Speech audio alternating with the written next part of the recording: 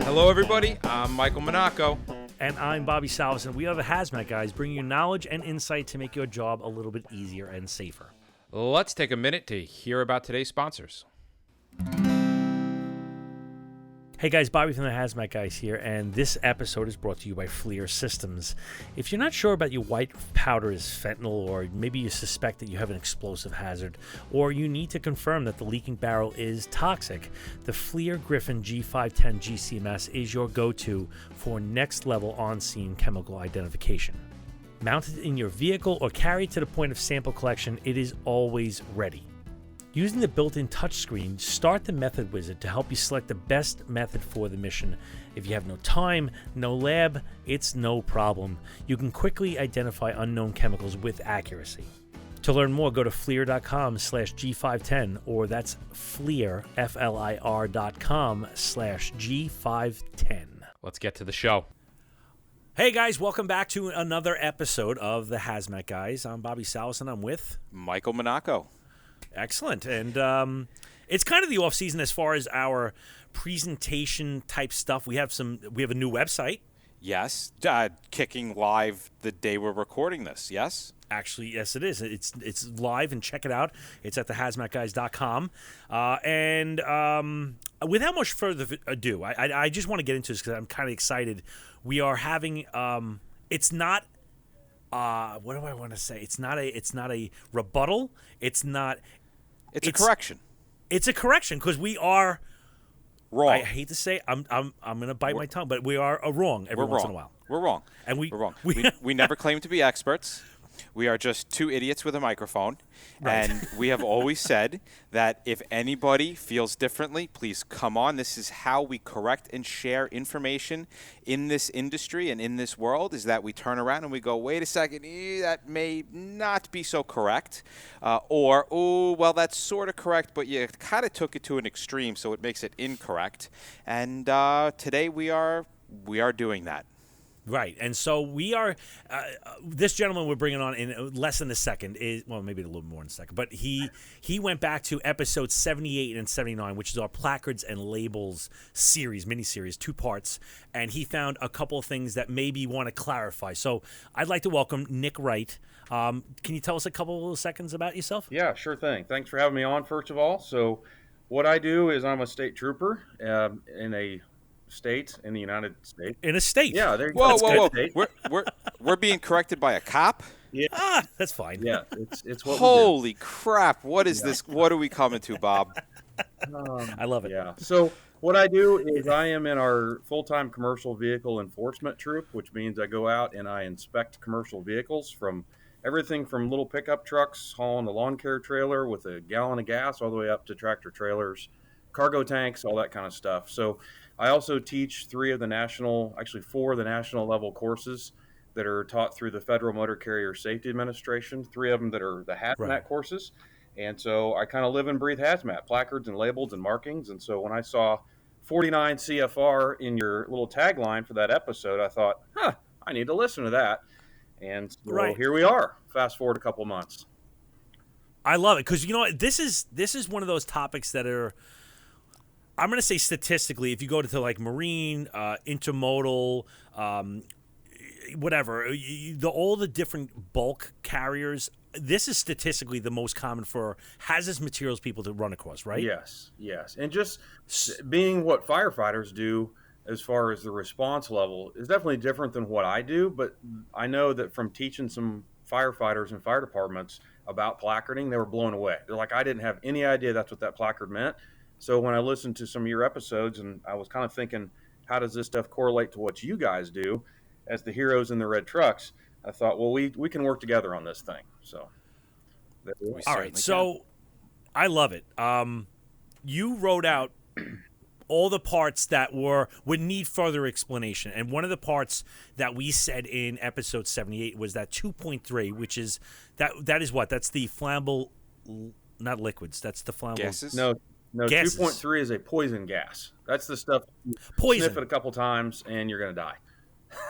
Right, and we said that it's not very common. Can you explain that out a little bit more? You'd mentioned that the poison gas 2.3 is not very common. So we're talking, here's kind of the way I teach it. When I talk about poison gas, I talk about the gases that go pst, pst, pst, like you think of a cylinder. That's a 2.3 as opposed to a flammable gas. It's like glug, glug, glug, glug, like you're pouring something out. So chlorine gas is actually very common. Phosgene, a lot of fumigants. Interestingly, anhydrous ammonia outside of the United States is even considered a poison gas, even though the United States, because of the large agricultural industry, nobody wants to see a nurse tank with a skull and crossbones sitting in their farmer's field. So in the United States, it's a non-flame gas, but outside the United States, it is a poison gas. And I think it was just a couple days after I listened to that episode, I drive by a truck or maybe stopped it, I can't remember, and there's the poison gas placard right there. So it's actually more common than people would think. So it is pretty dangerous, and they have different hazard zones, as you guys probably know. I think you've talked about some of those before in some of your other episodes. So they can be pretty nasty stuff, and we want responders to be aware of that when they see that skull and crossbones, kind of what that means. I have a quick question for that. I'm sorry, Mike. Yeah, go ahead. I know on the poison cylinders, like the ones that you'd find in like standing upright, pressurized bullet type standard, the poison ones don't have relief valves or relief devices because they actually want them to detonate. It is such badass stuff inside. Is that true also on the larger bulk ones? So if it's still a poison gas, you mean? Yeah, I believe that would be correct because it all goes back into our part 177, which is the transport stuff, and some of it gets into some of the specification packaging in part 178. So yeah, if it's got a poison in it, they're not going to want that releasing to the atmosphere. So I'd have to dial down to the exact paragraph to make sure even on the bulk ones, but I can't think of anything that would be any different from the bulk to the non-bulk. Okay. So what then differentiates the poison category from the 2.3 category? Is it just the fact that it's a gas? All right, yeah. So you've got your poison that is your 6.1, and within 6.1, you actually have the stuff that's a table 1 commodity and a table 2 commodity. When I talk about those tables, I mean the placarding tables. They're in 172.504. And so some of the stuff is a table 2, means you don't have to placard it until you get to 1,001 pounds. These other poisons, which could be solids or liquids, they're still 6.1. They could be table 1. They want you to placard any quantity. And so it's just a matter of whether it's basically a solid, a liquid, or gas. So any of the gases that are poison, that's going to be your 2.3 stuff. So the difference, part of the problem with the placards, when you look at the placards, the only difference is whether you have that black behind the skull and crossbones. Side note, that little guy's name is called Jolly Roger. So if it's black behind Jolly Roger at the top, what we would call second base when you're looking at the placard, if it's black behind it, it's going to be a table 1 commodity. And otherwise, the placards are very similar because the text isn't required on those placards. So the only way you're going to know is if you have a 2 or a 6 down at home plate, and then you're going to have to figure out if it's based on the black background behind Jolly Roger, whether it's the table 1 or table 2. Holy crap. I never knew that. Whew. The black background, though. Holy crap. All right, so home base at the bottom is going to be your 2 or 6. And if you have a black flag at the second base side, it's a table 1. Right, yes, exactly. Holy crap. You actually have 3 different placards in play here. So if you have a table 2 commodity, it's called the poison placard. And it has it's just the white Jolly Roger with a 6 at the bottom. There's no black background. When you go to the table 1 commodity, now it's called the poison inhalation placard, a poison inhalation hazard placard, I should say, has a 6 at the bottom and the black background. But then you go to your poison gas placard, now you have a 2 at the bottom, and you still have the black background. So the only difference between the poison placard, poison gas rather, and the poison inhalation hazard is what number is at the bottom if there's no text on it. Yeah. My mind is just blown. Oh, yeah. It's like I didn't know that. Holy crap. Yeah. So that's what's good. crazy and that's why we teach hazard communication, why it's so important, because from a distance you're going to be looking through binoculars, maybe with a truck that's turned over on its side, and all you can see is that skull and crossbones, that Jolly Roger. You may not be able to see what number it is, but it makes a difference if it's a compressed gas versus just some liquid or something. I mean, obviously, you guys know a compressed cylinder is going to pose a greater risk than just a liquid, obviously. Yeah. All right. Another one that we had said that we're looking to correct. Oxygen placard is a modifying oxidizer placard. Yes. So what that actually is there is an allowance so that you take the oxidizer placard and change the wording. So it's just, you still have that flaming O. It's going to be the same color, but it's going to have that flaming O at the top, up there at second base. And then it'll either, in that case, that's one of the few times that text is actually required on a placard in the United States. It has to either say the word oxygen, or it will have the proper ID number, UN 1072, and I believe 1073 would also be one of them. But other than that, it's really just an oxidizer placard that's been modified. So it's a modification of the placard. Does the 2 category do that a lot, where it's like, okay, we're gonna take and let everybody know it's a gas because it's a gas, but then take things from the other characteristics of the other placards, the other hazards of the other placards, and integrate it into the placard? Well, I would say not necessarily just class 2, just for compressed gases, but if you just flip through the hazmat book and sometime and look at the placards, you'll see a lot of similarities. Like we call it the campfire, the little flame at the top. That's on class 3s, which are your flammable and combustible liquids. That's on your flammable solids. On your class 4s, your spontaneously combustible, dangerous when wet. That's that famous blue one that everybody knows not to dump water on. That's got that campfire. Right. So there's a lot of them that use the same symbols. So it's not just 2 and 5. So it is a valid point to your question. I don't really know if that answers your question necessarily, other than it's more than just class 2. Okay. All right. I'm going to move into the next one. He says, we say, whatever. All right. So class 3s, right? Which is the flammable liquids, right? Liquids. Okay. We said that whatever text that communicates the hazard is fine. And that is not correct. Yeah. What you just said is not correct. Yeah. That's correct. So I think it's a double negative. That was a double positive, actually. Maybe it's a double. So I think what you were saying from your original one was that you were saying if it says flammable, it says combustible, that's fine. Whatever, we don't really care as long as it's fine.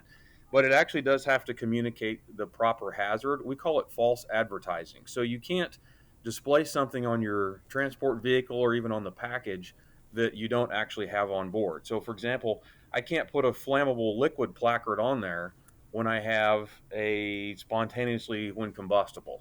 So I have to actually display what I have on board. I can't just kind of willy-nilly be like, it's close enough, it's kind of flammable, whatever. It has to be the proper hazard class, if that makes sense. Hey guys, you've heard us talk about First Line Technologies' Dahlgren Decon solution and their FiberTech wipes and mitts. Well, they've had a lot of their customers ask them to provide in-depth training on using Dahlgren Decon, FiberTech wipes, as well as their various kits, and now they've created a First Line Utilization Academy to deliver the range of classes designed to improve their students' knowledge of hybrid decontamination. They have a special comprehensive Train the Trainer course designed to prepare trainers and hazmat team leaders to return to their organizations and conduct training. The participants in this course will receive a template lesson plan, a presentation they can use to train their teams, and a quick reference book they can use in the field. Now, class size for the Train the Trainer class is limited to 6 to 8 participants, and classes fill up fast, so reserve your desired training date today. They will also conduct customized on-site classes to entire teams to give everybody both classroom instruction and hands-on experience in using Dahlgren Decon and FiberTech wipes for hybrid decontamination. Call the guys at First Line Technology for more information or to register for a class at 703-955-7510 or email them at training@firstlinetech.com. All right, let's pick up where we left off. Okay, now I have a side question for this because this is a point of confusion which may be like one of those wives' tales that all these instructors keep perpetuating. When something is empty, if I drive my diesel truck down the road and I had a diesel, was it 1203 on the side, and I've dumped all my fuel, what is the deal with The vapor placard? marking it cleared? Yeah, like no, just marking cleared. Can I take the 1203 down? Is it because it once held it and I'm under a certain X amount of level? I don't have to how does that whole I'm empty I love it. thing It's work? fantastic question. So first of all, 1203, it's the ID number for gasoline, and 1993 would be Oh, diesel. okay, sorry. And also, just to clarify too, one of the things that we really harp on is, not that you said anything wrong, I'm just saying this, is the nomenclature. So difference between a marking, a placard, and a label. So a placard is the nice square on point thing some people call diamond. It's actually considered a square on point. It's colorful. It has cool pictures on it. That's the big 9.84 inch square thing, however many millimeters that is. I don't know. I'm in America. So then you have the marking that would be like the descriptive name or that ID number, like you just said, the 1203, the 1993. So in this case, your scenario is that you have a cargo tank. That we know we've got a bulk package. You got a tanker truck, is what most people would refer to it. So you have a cargo tank that has flammable or combustible placards, which are the exact same thing when there's no text. And then you have a marking that says 1203 or 1993. And so the question is then, why do I have to continue to display those? Well, in the regulations, it talks about you have to treat it just like it was loaded until it has been sufficiently cleaned and purged, which means you take it to like a truck washout place and there's a process. They go in there and basically clean this thing out with almost like scrubbing it essentially with some kind of cleaner or soap or something like that. Or if it's been refilled with a different hazard. So let's say I'm hauling a flammable today, but the next week I'm going to haul corrosive in that tank. Well, if I refill it with corrosive, obviously I don't have to display my flammable placards because now I have to display corrosive placards. Or the other option would be if I refill it with something that's non-hazardous. And the funny thing about this is we always used to joke when we were teaching of, hey, you refill it with milk, you don't have to display your placards anymore. Well, I taught a class earlier this year with an instructor from another state in the northwest corner, and he actually used to be a truck driver before he was a trooper. And he would haul, I think he said a corrosive. He would unload and pretty much go down the street and refill his cargo tank with milk. No joke. That's what he did every week. Ew. And yeah, drink up. There you go. Have some corrosive milk. So that really does happen. So those are the times it's been cleaned and purged. It's refilled with something that requires different hazard communications or something that's non-hazardous, like water, milk, something like that. But basically, because the hazard is still there, it still has the fumes and vapors and things like that. That's why they require you to still treat it just like it's loaded. Does that answer your question? That's good.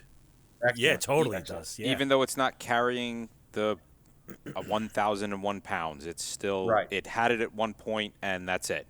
There you go. Yeah, we still treat it just like it's loaded. The only exception to Okay. that is for non-bulk packages. So when we're talking liquids, that's less than 119 gallons. We don't, if you got a bunch of non-bulk, let's say a bunch of 5-gallon gas cans, we don't consider those for shipping papers and placarding anymore. It still has the hazards there, but non-bulk is treated a little bit different than bulk. So if you had a whole truck full of what we consider empty, I'm air quotes right now, empty packages, they still have vapors, a bunch of 5-gallon pails or something like that. We wouldn't consider that. That's just residue, so we don't consider that for shipping paper applicability or placarding applicability. Gotcha. Okay. All right, and that kind of leads like us into the next one then, right? And I'm pretty sure I was the one that said this one. 5.2s require placards for any amount. Yeah, 5.2s are kind of a little bit different animal in that they fall into both of those placarding tables under 172.504 is where I'm getting these placarding tables for your readers who want to follow or listeners who want to follow along. So in table 2, these are organic peroxides, and table 1 has organic peroxides of 5.2. It's a type B liquid or solid that's temperature controlled. That requires placarding any amount. And then in table 2, you have other than organic peroxide type B. So basically the opposite of what I just said. So when it doesn't fall into that, it would not require placarding until 1,001 pounds, or if it's in a bulk package, because bulk packages require placarding also. And what differentiates an organic peroxide type B from, I'm assuming, type A? That's going to get into the chemistry of it, basically, and that's going to be up to the shipper. So it's not something that we really deal with on the enforcement side, because when we stop a hazmat carrier, we have to rely on what the shipper is saying based on those shipping papers. So if they're saying it's not a type B, it's not temperature controlled, then so be it. That's what we have to go with. So then we just assume that's all correct, and we just verify everything, the shipping papers, the placards, the marking, all that kind of stuff. You would have to get back into part 173, which talks about, that's kind of for the shippers of how they classify what hazards are what, as far as, hey, well, like you guys know about flashpoints for flammables and combustibles and that kind of stuff. Hey, it's up to 140 degrees, it's a flammable. 140 to 200, it's combustible, but then we allow some exception in the United States. So you actually get into definitions of what all these different organic peroxides are, and you get looking in there, and there's symbols and letters, and it looks like an algebra equation. So it's kind of some craziness, but way beyond my pay grade to actually classify something. So that will be up to the shipper to answer your question, and the chemist, essentially. With the 5.2s, I mean, arguably they're one of the more dangerous of the placards. Is there any nifty, A liquid, B liquid kind of thing you can see from the binoculars from a long distance away? No, because it's going to be the same placard. It's going to be the one that's got that campfire up at second base, and it says organic peroxide. But again, remember, the text is not required on that one. It'll have the 5.2 down at the bottom at home plate, and it's the yellow and red. That's the one that changed a few years ago. I think it used to all just be yellow, and now it's the yellow and red across. It's got right through the middle. It changes colors. Okay. So that's all you're going to see. You're not going to know if you respond to an incident and you got a truck on its side, you may only see that placard, but you don't know if he has 1 ounce or 30,000 pounds of it. That brings us into our next question. Well, it's not a question. It's actually just something that I think we maybe have to expand out a little bit more. We were talking in the beginning about 2.3s, and we mentioned 6s. But we only discussed 2 packing groups. Is there more? Yes, there are 3 packing groups. Okay. In poisons? No, in all hazmat. So there's only, in all. When you go back to the definitions, it defines, basically it's the degree of danger is what a packing group is. Okay. And so if you went to the definitions for your listeners following along in their handy dandy hazmat regulation, you go to 49 CFR 171.8.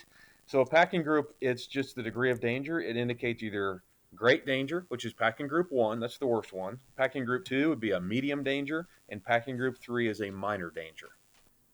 Okay. And so 6.1, that is also within that 1, 2, and 3, obviously, because everything's inside that. So what are the difference to that with these are the ones with the Jolly Roger and all that other stuff? Right. So the poisons, those do have packing groups. There's a few hazmats that do not have packing groups, like radioactive, class 7, and class 2s, which are your gases, because they're in a cylinder. You don't pack them into something. And right. Just as a little pause for that before I finish answering that question, is it has to do with later on, let's say you're designing a package or selecting a package as a shipper to put your hazmat in. It has to meet a certain package group, a package orientation package, if you will. I mean, I can't just throw hazmat into a Ziploc bag. In other words, it has to meet a certain design specification. So then when we're looking at that on the side of the road, we verify that package is the right packing group package for that hazmat. So in this case, when you get to poisons, you've got packing group 1, 2, and 3. And so there's another modification to the poison placard that responders could see.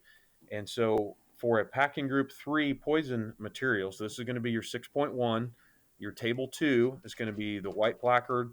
It's going to have a 6 down at home plate. It's going to have the little white Jolly Roger at the top. And instead of having the word poison or the word toxic, which can also be used interchangeably, they mean the exact same thing. It could have the letters PG and then 3, but it's in Roman numerals. So III. You could see that. That just tells you that it's a packing group 3 poison material. Another modification to the placard. Okay, that's good stuff. Yeah. So there's a packing group 6 Or not a No. packing group 6, but there's a DOT 6 and there's a DOT 6.1, but there's no 6.2. Well, there's a 6.2. There's a hazard category, but there's not a placard for 6.2. Your 6.2 are your infectious substances. That's the nasty stuff like body parts and dirty needles and things like that. And you'll see just a little biohazard marking. So there's, again, the difference between a marking and a placard. But there is no placard for a 6.2 material. Ah, okay. So, and we had gotten that wrong in the episode. Yes. Yeah, I think you'd called it a placard and mentioned that they have to placard over 1,000 pounds, but you actually never have to placard for 6.2 because there's no placard. It doesn't physically exist. So you could have 100,000 pounds of it and you don't have to placard for it. Nothing. Okay. Nothing. Not a thing. So if they do it, it's a nice thing saying, hey, listen, there's body parts in here. Well, but they can't. There is no placard. You can't physically placard for it. There's not a placard that exists. When you Oh go to my the- God. Yeah, when you go to the placard table in 172.504E again, when you get to 6.2, you scroll over to the right-hand side or the middle column there where it says placard name, and it says none because it doesn't exist. So Crap. So how would they? I mean, how then do they transport things like? Let's forget about body parts. Let's talk about like viruses Yeah. or bacteria. Like, is that it? Could that just? How the hell does that work? Well, you'd find it in probably just a box truck, maybe a tractor trailer. You'd be surprised how many times some of the bigger carriers, not to say a name of a company, but it rhymes with Schmedex. That would be one of them that would carry things like that.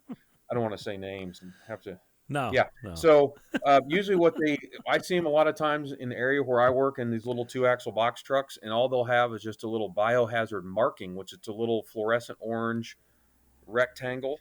And it's just like a sticker basically that goes on the side of the truck, and you'll open up the back of the truck and they'll have a bunch of cardboard boxes. They might have those sharps containers, things like that. The viruses, like you mentioned, stuff from hospitals. They could be soiled linens from hospitals or nursing homes or something like that. So I could have a box and it's either Ebola or shitty sheets. yeah, it could be something like that. Yeah, and there's different categories of those too. And I actually just went through a class here about a month ago that was an advanced hazmat roadside course, and they talked a lot about that and how the shippers categorize that stuff on basically how nasty it is, and it kind of gives you the heebie-jeebies just even thinking about it. So I don't make a habit of stopping those unless I have to. I love it. All right, the next one, and this is like, I'm going to say these two placards, the 9 and Dangerous, are the most misunderstood, out there. Yeah.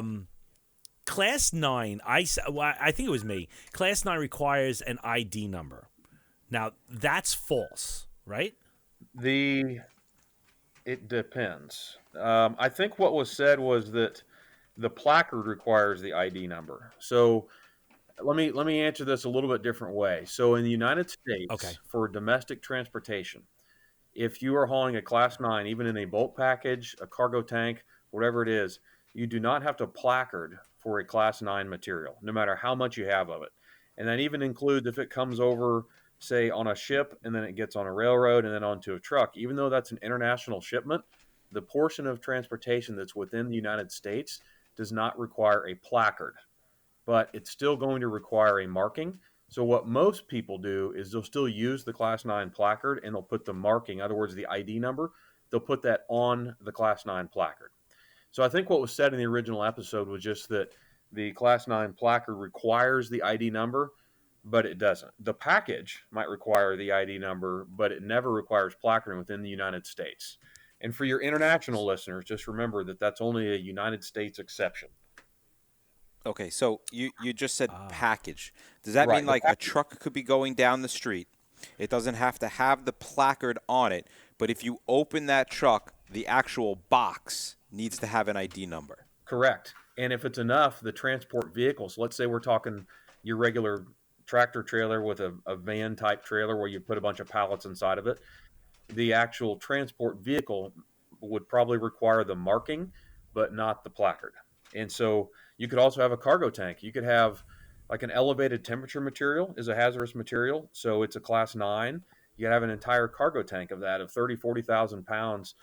And it doesn't require the Class 9 placard, but it requires the ID number for whatever that material is.